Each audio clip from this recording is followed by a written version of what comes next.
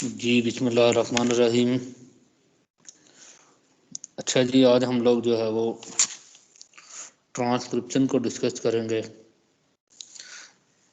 कि ट्रांसक्रिप्शन जो है वो क्या होती है, ये प्रोसेस जो होता है वो किस तरह से टेक प्लेस होता है।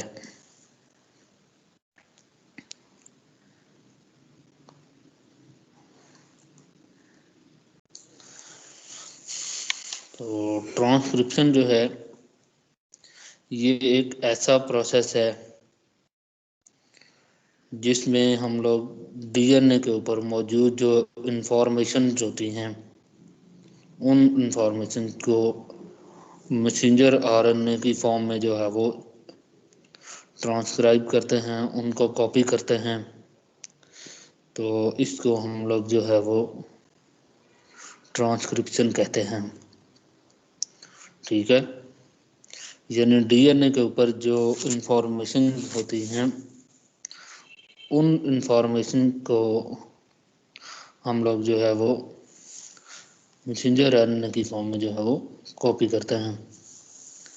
अब ये वाला जो ट्रांसक्रिप्शन वाला टॉपिक है ये भी एक इम्पॉर्टेंट लॉन्ग क्वेश्चन है। तो इसमें जो है वो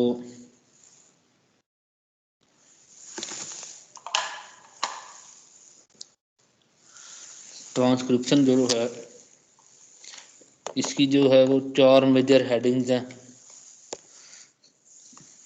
पहली हेडिंग जो है वो इसकी डेफिनेशन है।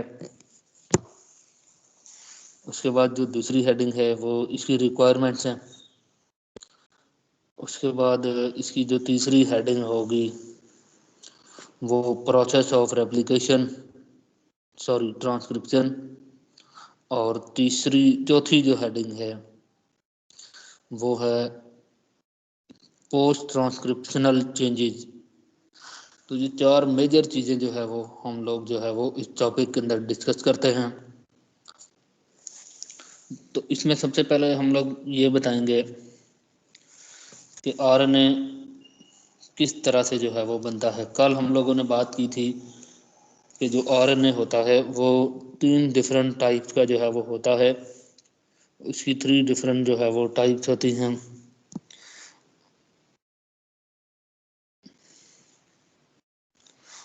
और ये 3 डिफरेंट टाइप का जो है वो आरएनए होता है।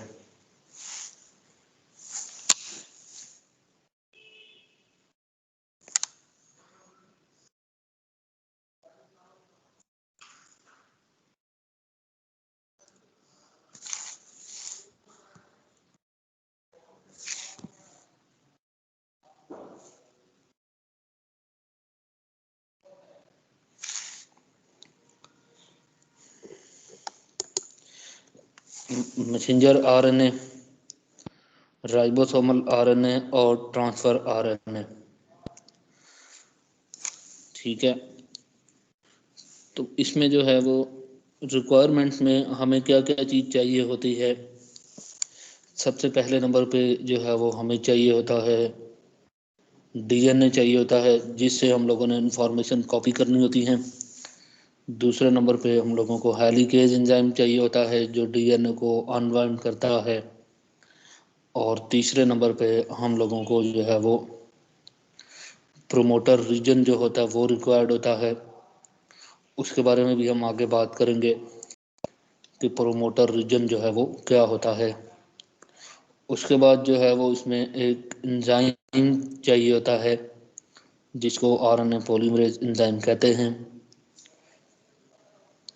तो ये कुछ रिक्वायरमेंट्स हैं जो कि आरएनए की ट्रांसक्रिप्शन जो है वो उसके लिए हम लोगों को रिक्वायर्ड होती हैं।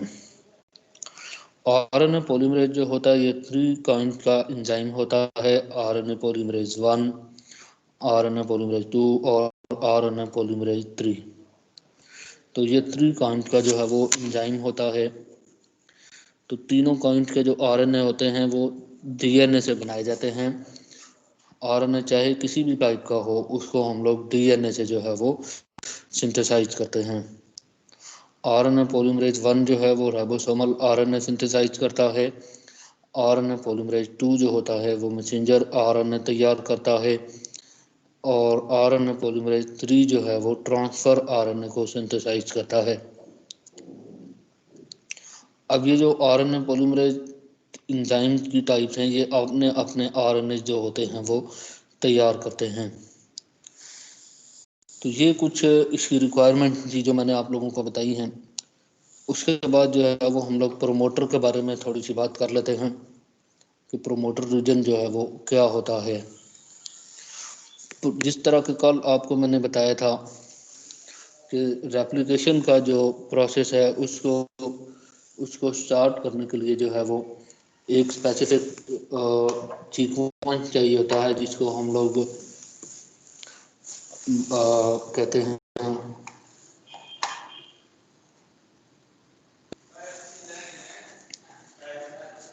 एक रीजन जो होता है उसको रिक्वायर्ड होता है, जिसको हम लोगों ने कल नाम दिया था प्राइमर।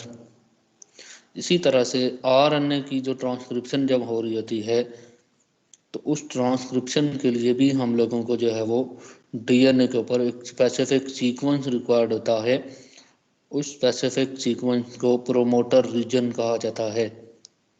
प्रोमोटर और प्राइमर में फ़र्क सिर्फ इतना है कि प्राइमर जो होता है वो आरएनए की न्यूक्लियोटाइड के ऊपर मुश्तमिल होता है, प्रोमोटर जो होता है वो डीएनए की न्यूक्लियोटाइड के ऊपर मुश्तमिल होता है। प्रोमोटर रीजन ऑलरेडी ही प्रेजेंट होता है, जो कि डीएनए के ऊपर प्रेजेंट होता है, जहां से ट्रांसक्रिप्शन का प्रोसेस स्टार्ट होता है। लेकिन जो प्राइमर होता है वो कंस्ट्रक्ट होता है, वो बनता है, न्यू बनता है, न्यूक्लियोटाइड जाकर अटैच होती है आरएनए की न्यूक्लियोटाइड। तो प्रोमोटर जो होता है ये एक ऐसा रीजन है जहां से आरएनए पॉलीमरेज एंजाइम जो होगा वो ट्रांसक्रिप्शन का प्रोसेस स्टार्ट करेगा, यानी डीएनए जो है वो उसकी ट्रांसक्रिप्शन जो है वो उसने करनी होती है। अब मिसाल के तौर पे हमारे पास जो है वो ये एक जीन है, इस जीन को हमने ट्रांसक्राइब करना है मैसेंजर आरएनए की फॉर्म में। अब इस जीन के पहले जो है वो एक डिस्टेंस मौजूद होगा, उसको जो है वो एक सीक्वेंस मौजूद होगा, उसको हम लोग जो है वो प्रोमोटर सीक्वेंस बोलेंगे। ठीक है, अब ये प्रोमोटर सीक्वेंस जो है ये प्रोकैरियोट में और यूकैरियोट के अंदर जो है वो डिफरेंट होते हैं।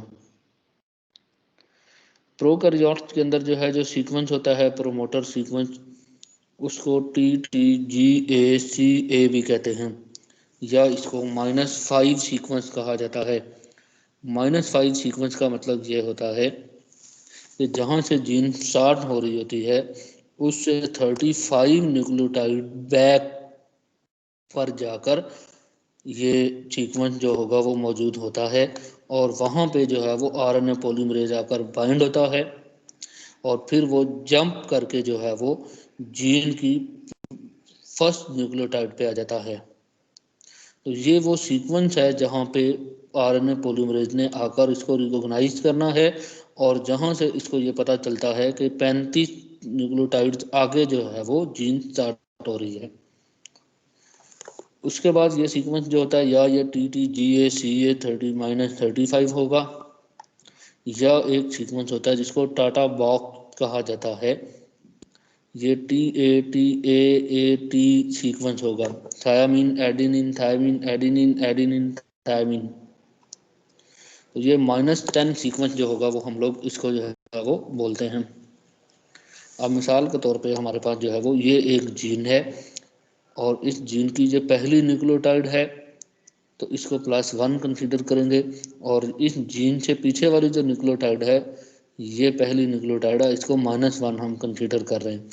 और जब हम लोग इससे 10 न्यूक्लियोटाइड जो है वो बैक जाएंगे तो वहाँ से जो है वो ये वाला सीक्वेंस जो होगा वो मौजूद होगा, उसको हम लोग जो है वो क्या बोलेंगे, टाटा बॉक्स या TATAAT सीक्वेंस या -10 सीक्वेंस जो है वो इसको कहेंगे। इसी तरह यूकैरियोट जो होते हैं उनके अंदर जो है वो ये सीक्वेंस -75 या -25 साइड जो है वो होती है। -75 जो होता है उसको कैट बॉक्स कहते हैं, CAAT जो है वो सीक्वेंस होता है। और इसी तरीके से जो -25 साइड जो होती है उसको TATA सीक्वेंस भी कहते हैं। ठीक है जी। तो ये प्रोमोटर के बारे में जो है वो मैंने आपको जो है वो बताया है। तो प्रोमोटर एक ऐसा सीक्वेंस, ऐसा रीजन जो DNA के ऊपर मौजूद है, जो कि जहाँ से जीन स्टार्ट हो रही होती है उस जीन से कुछ न्यूक्लियोटाइड पीछे जो है वो रीजन मौजूद होता है, वहाँ पे RNA पॉलीमरेज एंजाइम आकर उसको रिकॉग्नाइज करता है, और रिकॉग्नाइज करने के बाद जो है वो ट्रांसक्रिप्शन का जो प्रोसेस है वो स्टार्ट करता है, और RNA की जो न्यूक्लियोटाइड्स होती हैं वो DNA की न्यूक्लियोटाइड के अकॉर्डिंग अटैच करना स्टार्ट कर देता है। अब ट्रांसक्रिप्शन का जो प्रोसेस है, प्रोसेस जो मैकेनिज्म है, उसको हम लोग जो है वो डिस्कस करते हैं, देखते हैं। अब सबसे पहले क्या होता है, एक एंजाइम होता है जो RNA को डीएनए को जो है वो री अनवाइंड करता है। हेलिकेज एंजाइम जो होता है वो इसको अनवाइंड करता है, और जिस जगह से डीएनए जो होता है वो अनवाइंड होता है उस डीएनए को वहाँ पे जो है वो एक बबल की शेप बन जाती है। ठीक है, ये एक बबल शेप जो है वो बन जाती है, तो इसको हम लोग ट्रांसक्रिप्शन बबल कहते हैं।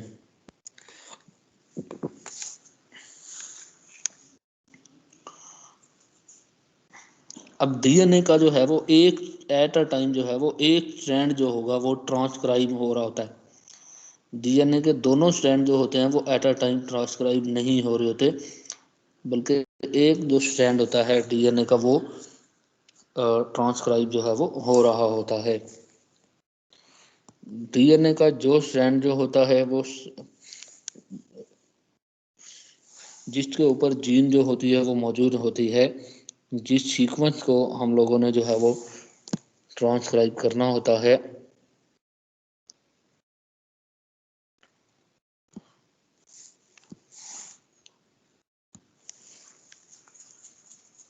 तो डीएनए के जो है वो दो स्ट्रैंड होते हैं,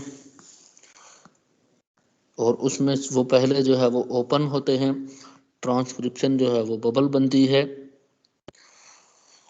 तो जिस स्ट्रैंड को हम लोग जो है वो कॉपी कर रहे होते हैं, ट्रांसक्राइब कर रहे होते हैं, उसको नॉन कोडिंग स्ट्रैंड जो है वो कहा जाता है, और जो जिस स्ट्रैंड को हम ट्रांसक्राइब नहीं कर रहे होते उसको कोडिंग स्ट्रैंड जो है वो कहते हैं। तो ये कोडिंग स्ट्रैंड और नॉन कोडिंग जो स्ट्रैंड है, इसका नाम जो है वो आपने याद रखना है। ट्रांसक्रिप्शन बबल बनती,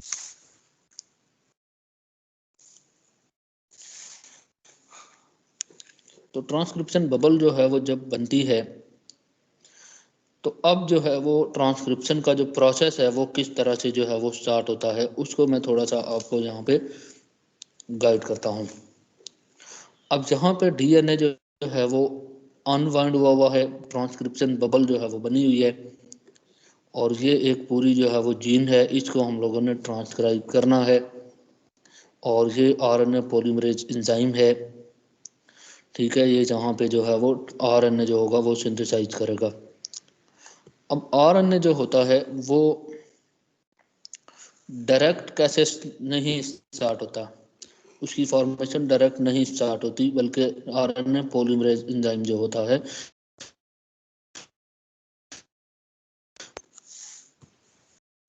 प्रोमोटर रीजन जो है उसको रिकॉग्नाइज करता है, और प्रोमोटर रीजन को रिकॉग्नाइज करने के बाद जो है वो इस एंजाइम को एक जो है वो फैक्टर रिक्वायर्ड होता है एक्टिवेट होने के लिए, उसको सिग्मा फैक्टर हम लोग बोलते हैं।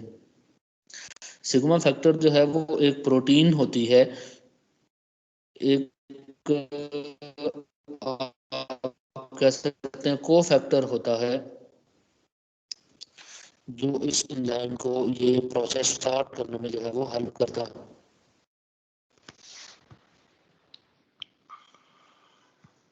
जब ये RNA polymerase enzyme transcription start कर देता है तो वो सिग्मा फैक्टर जो होता है वो इससे रिमूव हो जाता है। तो इनिशिएशन के प्रोसेस में जैसे ही आरएनए पॉलीमरेज एंजाइम जो होगा वो प्रोमोटर रीजन पे आकर जो है वो बाइंड करेगा, तो सिग्मा फैक्टर जो होगा वो इसके साथ अटैच होगा और वो इसको बताएगा, गाइड करेगा कि अब जो है वो जहाँ से ट्रांसक्रिप्शन का जो प्रोसेस जो है वो स्टार्ट करना है। अब आरएनए पॉलीमरेज क्या करता है कि वो डीएनए की न्यूक्लियोटाइड के अकॉर्डिंग जो है वो उनके ऊपर आरएनए की सिंथेसिस जो होती है वो स्टार्ट कर देता है। और जी जो डीएनए का जो स्ट्रैंड होता है उसके ऊपर जो न्यूक्लियोटाइड लगी हुई होती हैं, उन न्यूक्लियोटाइड के अकॉर्डिंग जो है वो आरएनए की न्यूक्लियोटाइड जो होती हैं वो अटैच होती जाती हैं और आरएनए का जो है वो एक स्ट्रैंड जो होता है वो तैयार हो जाता है। अब ये जो ट्रांसक्रिप्शन का जो प्रोसेस है इसमें एक चीज़ आपने याद रखनी है कि जहाँ पे एडेनिन होगी उसके साथ जो है वो साइटोसिन लगेगी, एडेनिन के साथ सॉरी यूरासिल लगेगी, थायमिन लगेगी। रेप्लिकेशन में क्या होता है कि एडेनिन के साथ जो है वो थायमिन जो होती है वो अटैच होती है जब न्यू स्ट्रैंड बन रहा होता है। अब ये स्ट्रैंड क्योंकि आरएनए का बन रहा है तो इस वजह से जो है वो एडेनिन के साथ यूरासिल अटैच होगी और साइटोसिन के साथ जो है वो ग्वानिन अटैच होगी। तो इस तरह से जो है वो ये आरएनए का जो स्ट्रैंड होता है वो बनता जाता है और जब पूरी जीन जो होती है वो ट्रांसक्राइब हो जाती है और आरएनए का जो मैसेंजर आरएनए जो होता है वो यहाँ से सेपरेट हो जाता है और डीएनए जो होता है वो दोबारा से रीवाइंड हो जाता है। अब जहाँ पे एक चीज़ जो है वो आपने याद रखनी है कि जब आरएनए की फॉर्मेशन हो रही होती है तो इसमें एक लास्ट प्रोसेस आता है, उसको टर्मिनेशन कहते हैं हम लोग।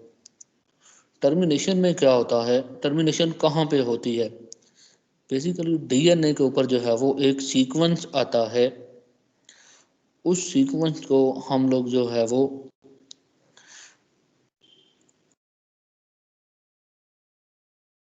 स्टॉप सीक्वेंस कहते हैं। ठीक है, तो जहाँ पे जो है वो ग्वानिन साइटोसिन बेसिस जो होती हैं उनकी रिपीटिशन हो रही होती है, ग्वानिन साइटोसिन और एडिनिन एडिनिन एडिनिन एडिनिन। ठीक है, जैसे ये सीक्वेंस आपको नज़र आ रहा है तो इस सीक्वेंस को स्टॉप सीक्वेंस जो है वो हम लोग कहते हैं। तो इस सीक्वेंस पे आकर ट्रांसक्रिप्शन का जो प्रोसेस है वो एंड हो जाता है, ख़त्म हो जाता है। तो ये जीन्स के अक्सर जीन्स जो होती हैं उनके एंड के ऊपर जो है वो ये वाला सीक्वेंस मौजूद होता है और इस सीक्वेंस से जो है वो पता चल जाता है कि जहाँ पे ट्रांसक्रिप्शन का जो प्रोसेस है वो ख़त्म हो जाएगा, एंड हो जाएगा। ठीक है, तो जहाँ जहाँ पे जो है वो ये स्टॉप सीक्वेंस आता है वहाँ पे जो आरएनए का मॉलिक्यूल होता है वो जो है वो हेयर पिन बना लेता है, हेयर पिन की जैसी शेप जो होती है वो बना लेता है और उस हेयर पिन को हम लोग जो है वो जीसी हेयर पिन कहते हैं। ठीक है, यानी पहले जो है वो ग्वानिन साइटोसिन का सीक्वेंस आता है, उसके बाद जो है वो एडेनिन एडेनिन जो है वो उनका सीक्वेंस जो है वो आ रहा होता है। तो इस तरह से ये सीक्वेंस जो होते हैं वो इकट्ठे जब आते हैं तो वहाँ पे ट्रांसक्रिप्शन का जो प्रोसेस है वो रुक जाता है, स्टॉप हो जाता है और आरएनए का मॉलिक्यूल जो होता है उस जगह से जो है वो एक लूप बना लेता है और उस पेन पिन की शक्ल बना लेता है, हेयर पिन की शक्ल बना लेता है। तो इसको हम लोग जो है वो जीसी हेयर पिन का जो है वो नाम देते हैं। तो इसको जीसी हेयर पिन जो है वो हम लोग इस वजह से कहते हैं कि ये जो है वो एक ग्वानिन साइटोसिन का सीक्वेंस जो होता है वो यहाँ पे मौजूद होता है। तो ये ट्रांसक्रिप्शन का पूरा प्रोसेस जो है वो हम लोगों ने डिस्कस किया है। उसके बाद लास्ट जो एक पॉइंट जो हमने इसमें डिस्कस करना है कि जब अब मैसेंजर आरएनए जो है वो तैयार हो गया है, अब ये प्रोसेस क्योंकि सेल के अंदर न्यूक्लियस में हो रहा होता है और ट्रांसलेशन बाद में होती है, प्रोटीन सिंथेसिस जो होती है वो बाद में होती है। क्योंकि मैंने आपको कल बताया था कि डीएनए के ऊपर जो जीन की इंफॉर्मेशन होती हैं उनको ट्रांसक्राइब किया जाता है मैसेंजर आरएनए की फॉर्म में और उन मैसेंजर आरएनए के ऊपर जो इंफॉर्मेशन ट्रांसक्राइब होकर आती हैं, उन इंफॉर्मेशन के अकॉर्डिंग राइबोसोम जो होते हैं वो प्रोटीन सिंथेसाइज करते हैं, जिस प्रोसेस को ट्रांसलेशन कहते हैं।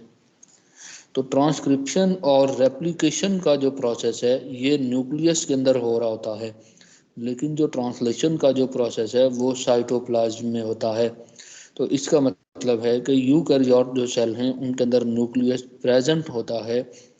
इस वजह से मैसेंजर आरएनए को एक डिस्टेंस ट्रेवल करके न्यूक्लियस से बाहर साइटोप्लाज्म की तरफ जाना पड़ता है, जबकि प्रोकैरियोट जो होते हैं उनके अंदर क्योंकि न्यूक्लियस मौजूद नहीं होता, तो इस वजह से वो जो है वो मशीन वहीं पे साइटोप्लाज्म के अंदर ही ट्रांसलेशन का प्रोसेस डायरेक्टली जो है वो स्टार्ट हो जाता है। अब मैसेंजर आरएनए ने जो कि डिस्टेंस ट्रेवल करना होता है यूकैरियोट सेल के अंदर, उस डिस्टेंस को ट्रेवल करने के लिए रास्ते में बहुत सी चीज़ें होती हैं, बहुत से केमिकल्स होते हैं जो आरएनए को नुकसान जो है वो पहुंचा सकते हैं। अब उस आरएनए को डैमेज आरएनए मॉलिक्यूल जो होता है उसको डैमेज होने से बचाने के लिए उसके स्टार्टिंग पॉइंट पे और एंड पॉइंट पे जो है वो कैप एंड टेल जो है वो ऐड की जाती हैं, ताकि कोई मॉलिक्यूल या कोई इंजाइम उस मैसेंजर आरएनए को नुकसान ना पहुंचा सके। तो ये जो addition of cap and tail का जो प्रोसेस है इसको हम लोग कहते हैं पोस्ट ट्रांसक्रिप्शनल मॉडिफिकेशन। तो ये पोस्ट ट्रांसक्रिप्शनल मॉडिफिकेशन होती है। अब इस आरएनए का जो 5 एंड होता है वहाँ पे जो है वो हम लोग जो है वो कैप के तौर पे जो है वो एक मॉलिक्यूल उसके साथ जो है वो अटैच होता है, उसको हम कहते हैं 7 मिथाइल जीटीपी। तो ये जो 7 मिथाइल जीटीपी मॉलिक्यूल जो होता है ये कैप के तौर पे डीएनए के साथ जो है वो अटैच किया मैसेंजर आरएनए के साथ जो होता है 5 टर्मिनल पे अटैच किया जाता है। और एक जो है वो पोली ए टेल होती है, पोली असाइल टेल उसको हम लोग कहते हैं, वो आरएनए के 3 टर्मिनल पे उसके साथ एज ए टेल जो है वो अटैच हो जाती है। तो ये कैप और टेल जो होते हैं ये उस मैसेंजर आरएनए को प्रोटेक्शन देते हैं, उसकी केमिकल कंपोजिशन जो होती है वो कुछ टाइम के लिए जो है वो चेंज कर देते हैं, और इस तरह से एंजाइम या दूसरे केमिकल जो होते हैं वो मैसेंजर आरएनए को नुकसान जो है वो नहीं पहुंचा सकते। तो ये ट्रांसक्रिप्शन का पूरा जो है वो प्रोसेस हम लोगों ने डिस्कस किया है।